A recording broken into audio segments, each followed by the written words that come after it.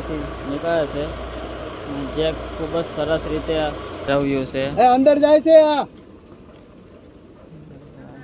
તો તમે જોઈ શકો છો અજયભાઈ કાઢી રહ્યા છે. અને તો તમે જોઈ શકો છો આ નવું. હેલો, જય દ્વારકાધીશ. તો કેમ છો બધા? નવા વ્લોગમાં તમારું બધાનું સ્વાગત છે. તો આજે આવવાનું છે હળદર. ઉનાળી બાજરી લેવાની છે. અત્યારે હું આંબા ઊભો છું, જુઓ તમે, કેરી મસ્ત મજાની થઈ ગઈ છે. આ છે અમારો ત્યાં પેલું જો લીંબુ તમને ઝૂમ કરીને દેખાડું, ત્યાં પપ્પા ખેતરમાં ઊભા છે.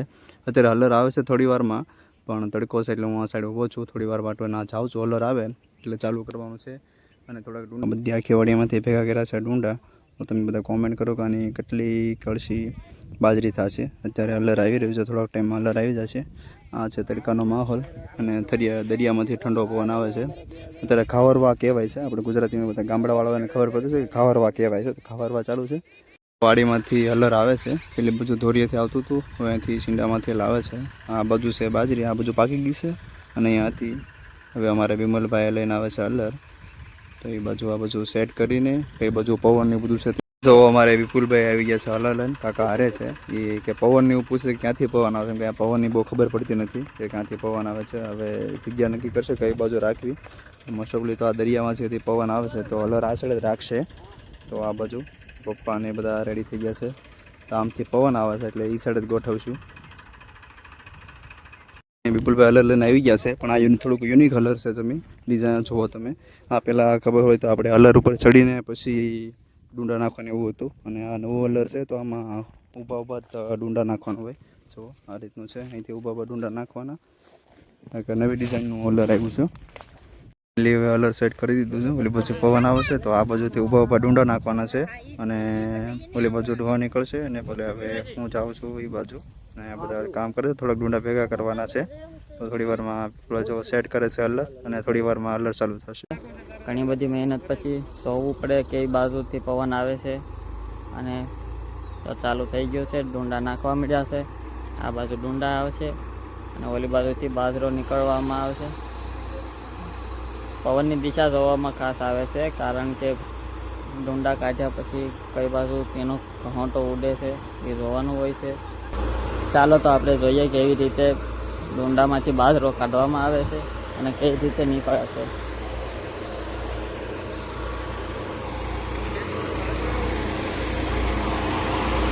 તો અહીંથી ડુંડા નાખવામાં આવે છે અને અહીંથી નીકળશે બાજરો.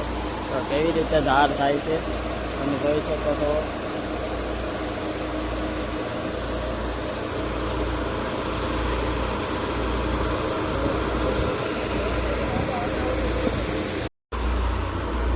તો તમે જોઈ શકો છો આ નવું હળદર આવી ગયું છે. પહેલાં એક ઉપર ચડીને ડુંડા નાખવામાં આવતા, પણ આ નવી ટેકનોલોજી સાથે હળદર આવી ગયું છે. પાછળથી ડુંડા નાખી રહ્યા છે. તો કેટલા બધા ડુંડા હજી શરૂ જ થયું છે.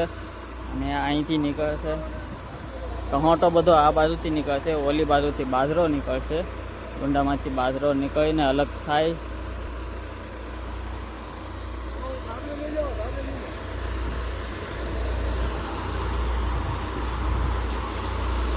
આવી રીતે એક બાજુ ઘોંટો અને બીજી બાજુ બાજરો થાય છે, જેમાં પવનનું ખાસ ધ્યાન રાખવામાં આવે છે. જો પવનની સામું રહી જાય તો બધું જ આપણી ઉપર આવે છે. આવી રીતે ડુંડામાંથી અલગ થઈને બાજરો આ બાજુથી નીકળે છે, જે ખૂબ જ સરસ રીતે એક એક દાણો અલગ પડી જતો હોય છે. એવી રીતે તો તમે જોઈ શકો છો કે અહીંથી કેવી રીતે બધો ડુંડા નાખવામાં આવે છે, જે અંદરની પ્રોસેસ થઈને ઓલી બાજુ તેનો કચરો ઘોંટો જેને કહીએ છીએ, અને આ બાજુથી બાજરો શુદ્ધ અને ચોખ્ખો થઈને નીકળી જાય છે, જે આપણે ખાઈ શકીએ છીએ. આવી રીતે આ અલગ પ્રકારનું હળદર છે. આની પહેલાં માણસોની ઓછા માણસોએ પણ કામ થઈ શકે છે. ઓલામાં અંબાવાવાળા અને ઉપર બંને ફરજિયાત નાખવાવાળા માણસની જરૂર પડતી. તો આવી રીતે બાજરો નીકળે છે હળદરમાં. થ્રેસર કહેવાય છે, આપણી દેશી ભાષામાં હળદર કહી શકીએ છીએ આપણે.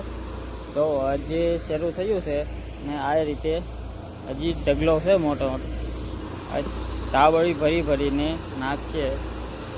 ઘણી બધી વાર લાગી છે. આપણે હળદર ચાલુ થયું અને 10 થી 15 મિનિટ લાગી છે. અને હજી આપણે તમે જોઈ શકો છો આટલા બધા ડુંડાનો ઢગલો પડ્યો છે. ઘણો બધો પાછળ તમે જોઈ શકો છો કે બાજરો કાઢ્યો છે આપણે. તો હું તમને બતાવીશ કે આવી રીતના ડુંડામાંથી આપણે શુદ્ધ અને ચોખ્ખો કચરા વગરનો બાજરો કેવી રીતે નીકળે તો હું તમને બતાવું. ચાલો બતાવું.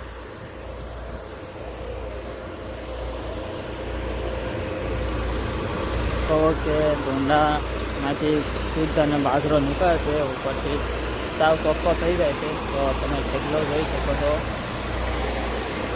કાંઈ પણ કચરો આમાં આવતો નથી. અને અહીંથી તમે જોઈ શકો છો કે બાજરો નીકળીને સાફ થઈ જાય છે. કચરો બધો પાછળના ભાગમાં જાય છે. કલાક જેટલો સમય થઈ ગયો છે અને ડુંડાનો ઢગલો અડધો રહી ગયો છે અને અડધો લેવાઈ ગયો છે. બધા ખૂબ જ ઝડપથી કામ કરી રહ્યા છે. અને પાછળ તમે જોઈ શકો છો કે બાજરીના ઢગલા કરતાં એના ઢૂંસાનો જે એમાંથી કચરો નીકળે છે એનો ઢગલો મોટો છે.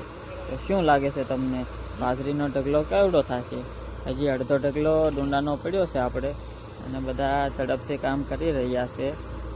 તો જોઈએ કે કયો ઢગલો મોટો થશે.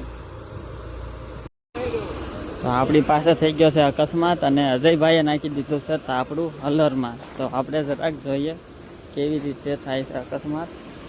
તો તમે જોઈ શકો છો તાપડું ફસાઈ ગયું છે. આપણે હલર બંધ કરી દીધું છે. હવે આપણે આને કાઢવાનું છે.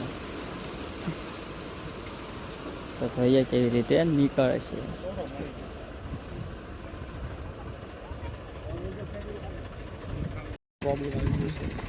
તો તમે જોઈ શકો છો અજયભાઈ કાઢી રહ્યા છે.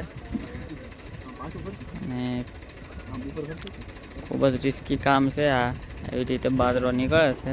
તો આપણે એટલો બાજરો કાઢ્યો છે, એટલા ડુંડા રહી ગયા છે. આપણે હલવાઈ ગયું છે, તો આપણે અને કાઢવાનું છે. તો તમે જોઈ શકો છો તાપ કાઢવાની પ્રોસેસ ચાલુ છે. ને ફેરવ્યું છે, અંદર જાય છે.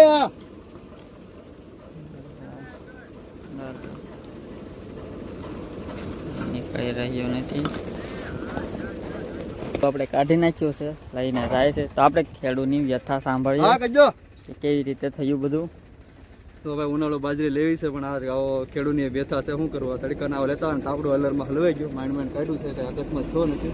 એટલે સેફટીને બધું જોવું પડે ને. આ બધું ચાલુ થઈ ગયું છે, હવે વાંધો નહીં.